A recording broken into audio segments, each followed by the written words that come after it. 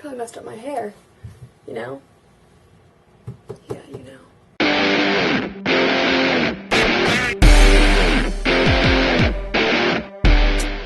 Hey guys, it's Angela. This is my friend Bruce. Bruce the Goose. Goose is a Bruce. Sorry. What? This is Goose. This is Bruce. Bruce is a goose. And he is awarded to each RPB member who does something awesome, which is the radio program board that I'm a part of on campus. And we sit down, we have meetings, and we discuss what events on campus we want to hold. And I went to a lot of events, and so they're like, good for you. And then I got to have Bruce in my room for 2 weeks because I skipped a meeting and I didn't bring it back. So yeah, how is your week going? And red lipstick, so it's obviously a good day. I had the best weekend of my life over the weekend. Oh my god, I'm so awkward. I had to miss coffee house, which sucked because I love singing. To do training for like one of my dream on-campus jobs, which is just basically preview, which is summer orientation. We take the incoming freshmen and we show them around, and we do activities with them, and we get to know them and kind of act as their first friends and show them around campus and alleviate any fears that they have of coming onto campus. So today's vlog, I tried to film Friday, but I sounded really stupid and illiterate during the recording, so I decided to completely eradicate that one and film it again. This one is about sororities, so I'm sorry if you guys aren't interested in that, but I feel like a lot of people, they come onto campus whenever they enter college and they have like Animal House and tons of those college party movies in mind whenever it comes to like the Greek life in general, and that's not at all what it is. And you have all these super negative stereotypes and connotations towards Greek life, and I just want to kind of help you see that it's not at all how you think it is, because I had the exact same thoughts coming into college as you did about sororities, and now I'm in one. So, you know, they're phenomenal, and I would completely recommend it to anyone coming onto a campus.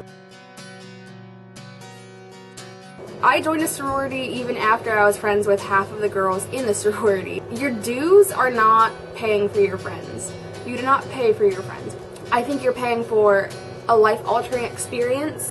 Everything else that you do, if you join an organization on campus or if you join a club in your adult life, you have to pay a membership fee, and that's basically what dues are. But our dues help pay for events for our philanthropy, you know, like any mixers or social gatherings. It helps to pay for like Mother-Daughter Day or Father-Daughter Day. It goes toward our philanthropy. My sorority actually donated $150 to a little boy who had cancer and needed surgery. So like the money is a membership fee for one, and then you've got to pay for your PIN. It has to help uphold the home where you have your chapter meetings at. Dues aren't paying for your friends. Like, it goes towards things, and and any other organization that you join has dues. Alpha Phi Omega has dues. The gaming community that I'm in has dues. If you want to join a yacht club or like one of those fancy country clubs, you have membership fees, yoga classes, you know, like anything that you do, or like a gym, you always have membership fees. So like take dues like that. You're not paying for your friends, but it's a membership fee that goes towards a lot of the activities and events that your sorority or fraternity holds. Contrary to popular belief, you actually have to maintain a specific GPA throughout your entire college career to stay in a sorority. My sorority, you have to have a 2.7 GPA or higher to stay in it. All of my sisters have around a 3.0 GPA, which is pretty impressive, I will say. My sorority, if you have a 2.7 to a 2.9, you have to go to study tables, and if you have a deficiency, you have to go to study tables. Like, even though your main goal in a sorority is to help raise money towards your philanthropy, since you're at college, which is for your academics in your future, they like to focus a lot on how well your grades are, and like if you're maintaining all of your classes, if you're taking notes, if you're doing well in the academia portion of college. We have study tables, tables for deficiencies. We have like a sheet that goes around, it's online on Google Docs, where it's got all of the sisters' names and like what their majors are, so if someone's struggling in a specific department, they can go to a sister who's like taken that class or like is in that major and kind of understands that topic better, so they can explain it to them. So like academics is really important with sororities. That's something that like not a lot of people see or like understand. You're in college. There are going to be fraternity parties. There are going to be townhouse parties. There's going to be parties in dorm rooms. There's going to be parties in the apartments. And no matter where you're at on campus, there's going to be a party somewhere. And you can go to them if you want to, but you don't have to. Just because you're in a sorority does not mean that you are more prone to attending college parties than you are if you're non-Greek.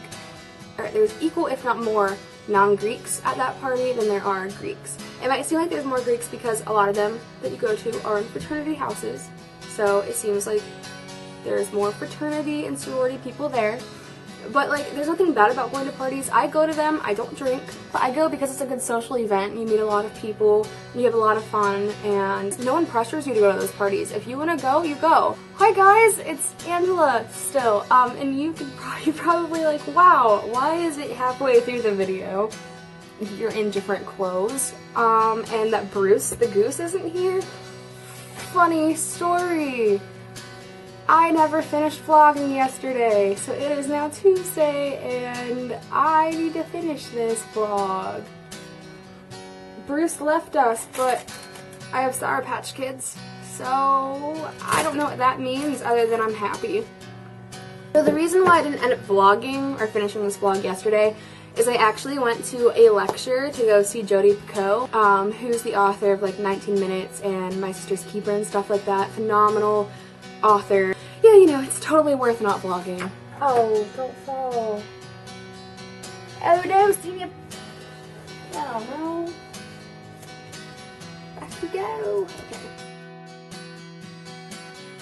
Everyone has a sex drive, so to accuse someone of owning their sexuality and being comfortable with who they are and what they want is ridiculous and bogus. So to say that sorority girls or fraternity men sleep around a lot more than non-Greeks is ridiculous. I don't think it's right for people to diss on someone who owns their sexuality and knows it, but then I also think there's a fine line on whenever you should stop having sex with everyone. People who are Greek don't have more sex than people who aren't Greek, and people who aren't Greek go to the same amount of parties as people who are Greek. You're in college, you're gonna go to parties, you're gonna hang out, you're gonna have sex, you're gonna do whatever you want. Not everyone, but I mean some people do, and that's okay. Because do I look like a Barbie doll to you? Do I look like I am a size 0 with bleached blonde hair and super tan skin and who spent all of her high school career tanning in a tanning bed and shopping at Hollister and Abercrombie and Fitch? No. The whole sorority girl appearance is bogus. You know, my sorority is composed of 75 or 77 of the most unique and individual girls you'll ever meet. We have different personalities, different dreams, different ambitions, different drives, different majors. I'm a writing major. My big is a psychology major. Her big is in PA school, which is a physician assistant. Probably one of every type of major in my sorority and in all of the sororities on campus. So we have different styles. I dress the way that I want to dress. We eat what we want. We have all different shapes and sizes and heights and skin colors and everything else that you can think about whenever it comes to individualizing a human being. We do not depend on one another for our personalities. We are completely different people. We each have our own dreams and ambitions and drives, and we're going to go to wherever we want to go. We've got people who want to move to like New York City or to like LA, to Florida. None of us are the same, and that's how it's going to stay. You don't go into a sorority and you don't find people who are just like you. You find people who are different than you that somehow your personality meshes with, and we don't absorb each other's personalities. We grow because we're so different. why do you guys think that we haze people? And one of like the very first things that some of my high school friends said whenever they found out I joined a sorority, they're like, oh, hazing, you get to be hazed. And I was like, no I don't, because that's not what a sorority does. I don't know, for one, I don't know why you guys are so excited that I might be getting hazed, and for two, I'm not getting hazed. I have heard stories of other campus sororities that have hazed people. I've heard rumors that the pledge class will have to strip down naked and stand on a scale and have each of the active sisters point out flaws and berate the sister or the pledge. And I don't understand why someone would want to join an organization that didn't accept you for who you are. I don't get what type of allure is there, or why you would want to be surrounded by someone who